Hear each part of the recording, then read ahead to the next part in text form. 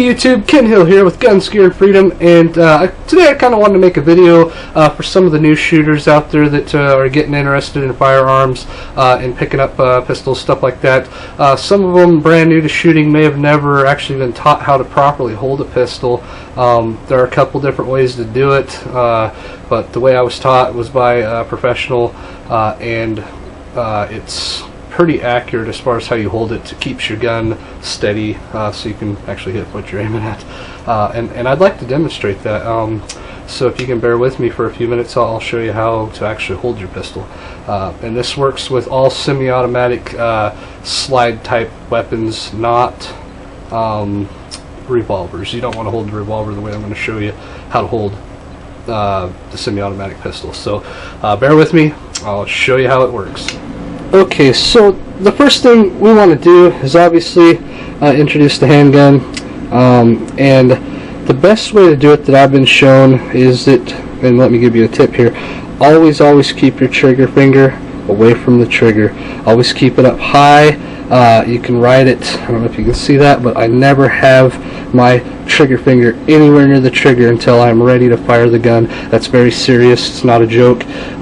The best shooters in the world use this technique to not accidentally discharge their firearms. So with that being said, I'm going to demonstrate how to properly hold this handgun or any other one like it. The first thing you want to do is make sure that the gun is properly seated in this part of your hand, and how you want to do that is you want this to be exactly straight with your arm here, so it should be like an extension of your arm. The gun should be an extension of your arm, as if you were pointing at somebody in front of you, because technically that's what you're doing when you use a firearm. If you're using it for defense, if you ever have to draw it on somebody, it should be just like an extension of your hand or your arm, and you'll notice that it's like straight with my forearm. It comes back and follows straight from the top of the sight back on my forearm here, and that's how it should be. And what this causes is on this side where the trigger is, it causes your finger to not over what's the word I'm looking for there?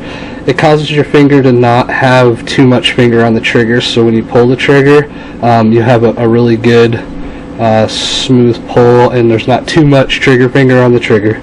The next thing is you'll notice there's this gap right here, and that's for your support hand. So you have your support hand here, and it just kind of comes up and butts in place like this, and then you wrap your fingers down and around the trigger guard like this. So basically it looks like this, and both thumbs usually point forward, so it actually ends up looking like this.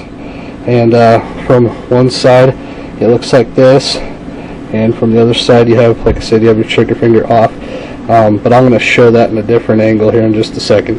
But this is how you properly hold the firearm. You give 60% support, 40% hold, and that will give you a very accurate shot.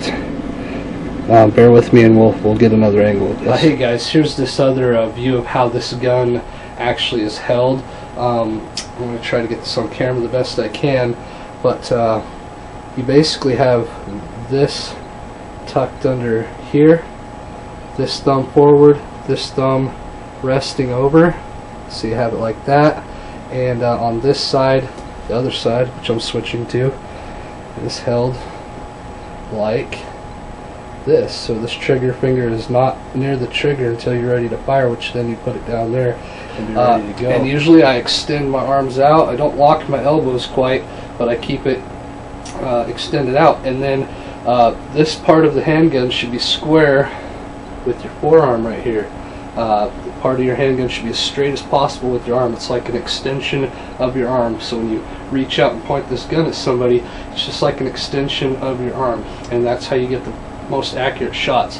And keeping it that way, keeping it square with your forearm, will ensure that you do not get too much trigger finger on the trigger when you go to shoot, and that can throw your shots off. If you're right-handed, it'll throw your shots off to the left-hand side, but if you're the opposite hand, if you're left-handed, it'll throw them off to that way. So if you have too much trigger finger on the trigger, you'll notice your shots are going left or right depending on how you're shooting. To show that here, you basically have this. You bring this hand here right up beside it, so two thumbs are side by side, point them both forward, and that's pretty much the grip of a pistol for semi-automatic purposes. Next, I'm going to show you how to hold a revolver properly. Alright guys, I got this revolver here. It's a little bit different. There's some dangers about a revolver that are different than the semi-automatic, and that danger is right here where the cylinder and the barrel meet. Gas pressure is coming out when you fire, and it comes out at a rapid rate, and in fact so fast on some pistols it could blow your fingers completely off if you leave them there. So this is something that you need to be aware of when holding this type of gun. It's much different than how I just showed you with the other one. This gun, same rule applies. You can keep your finger off the trigger obviously until you're ready to fire. That works with all handguns. However, for the support hand, you're still going to want to keep this square with your forearm, same rules as the other gun, but the difference is in the support hand. What you do here is, I'm going to bring it around, you want to bring this in and keep your thumbs kind of, it's a little bit different. You don't want to get them anywhere near up here. You can kind of keep them down below the cylinder. It's kind of hard to explain, but when you're working the action, you can use this thumb and rest it here. It's kind of a funny way to do it, but that's how I've been doing it, and it works very good for accurate shooting. But yeah, hopefully that shows you what, it's really hard to get this on camera. It's kind of like you have this, kind of bring this in, but you keep it low. You don't want it anywhere near here. That's dangerous. That could blow your fingers clean off. Sorry about that, guys. It's really hard to get those pistols on camera just right, but if you guys didn't get to see that very good, I'll try again, but I think I got it on camera the best I could. But those are the ways that you properly hold pistols between revolvers and semi-automatic pistols. Rifles I'll cover on a different subject. There's a lot to that because rifles obviously have a lot of recoil, and you don't want to end up giving yourself a pirate eye. I'll explain that in one of the future videos that I do for rifles. But as far as pistols, you just have basically the techniques that I showed you, and that's pretty much it. And if you guys have questions, leave comments, and I'll try to get back to you if I can answer some questions for you that you don't know the answer to. I'll try to do the best I can. Anyways, like, subscribe, and share, and we'll see you in the next one.